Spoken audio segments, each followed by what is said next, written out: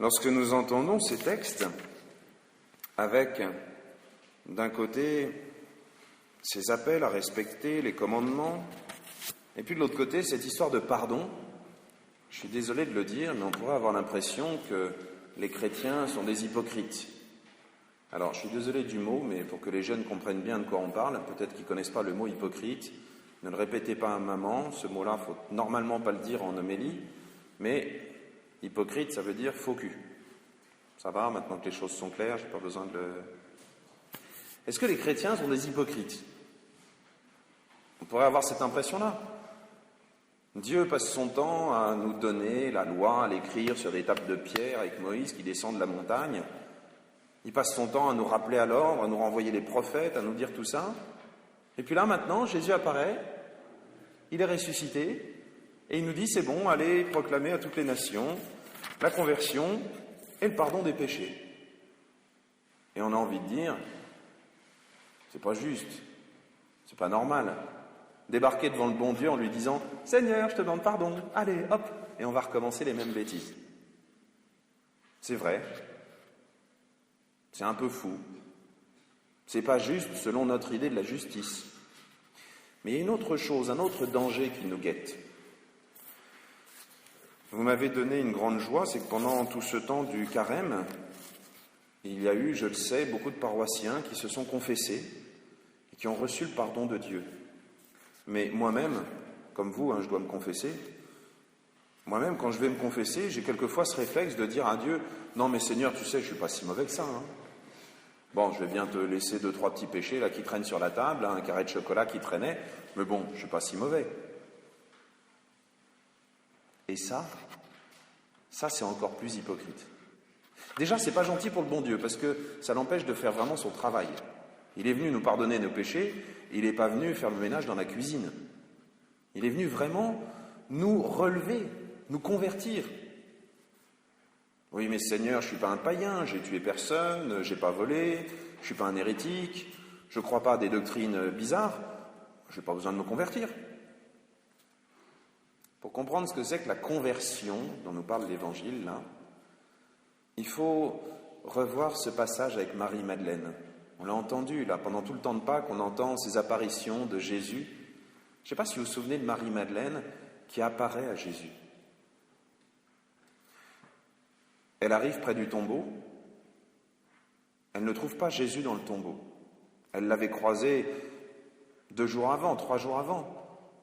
Elle lui avait mis le parfum sur les pieds, elle était venue accompagnée au tombeau, et elle ne le reconnaît pas.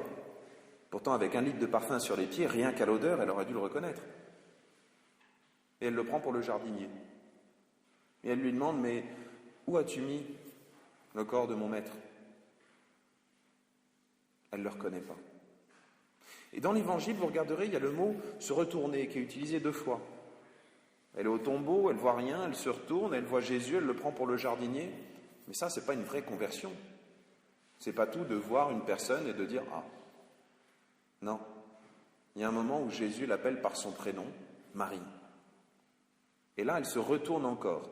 Alors, si un jour vous devez faire le film, c'est impossible à filmer, parce que la retourner 2 fois, soit elle est montée sur un axe, et c'est une toupie, soit il y a quelque chose qu'il va falloir montrer au-delà des images.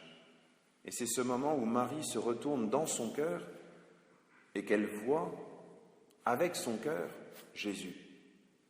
Ça, c'est la conversion à laquelle nous sommes invités pendant tout ce temps de Pâques. Ça, c'est la vraie joie à laquelle nous sommes invités pendant tout ce temps de Pâques.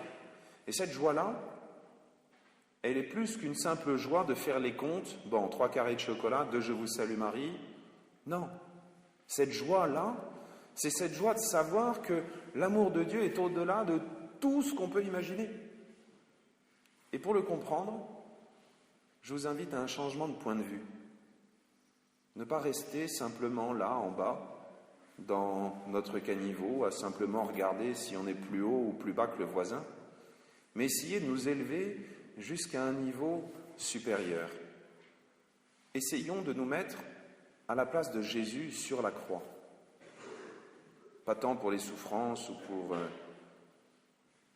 mais pour cette vue qu'on a sur l'humanité. Imaginez, Jésus est Dieu. Il est Dieu, Fils de Dieu. Il connaît tout. Le passé, le présent, le futur. Il connaît tout de chaque être humain. Il connaît tout ce qu'il y a dans notre cœur. Il connaît en particulier ceux pour qui il va donner sa vie. Et il sait que ce n'est pas bien glorieux. Il sait aussi tout ce qui va être fait comme bêtise après lui par des chrétiens. Vous imaginez? Donnez votre vie pour des gens qui, en votre nom, vont faire n'importe quoi. Il sait toutes les bêtises qui vont être faites justement au nom de Jésus. Je ne parle même pas des bêtises qui sont faites. Je dis bêtises pour rester poli parce qu'il y a quand même des enfants, mais malheureusement, ouvrez un journal et vous verrez ce que l'être humain est capable de faire comme bêtises au nom de Dieu. Et la liste s'allonge. Et on semble d'en inventer encore tous les jours. Et imaginez Jésus sur la croix qui nous regarde, qui voit tout ce qu'on va faire, qui voit toutes les trahisons, tous ceux qui ne vont jamais entendre parler de lui, tous ceux qui vont faire toutes ces bêtises alors qu'ils sont chrétiens, tous ceux qui vont trahir ce nom de chrétien, et il donne sa vie. Et il nous donne la vie éternelle. Et il nous donne le pardon. Alors je sais, ça n'explique pas. C'est toujours aussi fou comme pardon. C'est toujours aussi absurde comme logique. Et pourtant c'est la seule logique qui soit vraiment valable. Lorsqu'on se retrouve dans le confessionnal, au pied du bon Dieu, et qu'on lui dit « Seigneur, j'ai fait ça, j'ai fait ça, j'ai fait ça ». Mais on devrait sauter de joie tellement c'est une bonne nouvelle. Justement parce qu'on est pécheur, tous ces creux dans notre vie, toutes ces absences dans notre vie, c'est le moment, l'endroit où le bon Dieu vient déverser tout son amour. Et ça c'est une joie absolument incroyable. Alors, c'est pas un défi que je vous lance.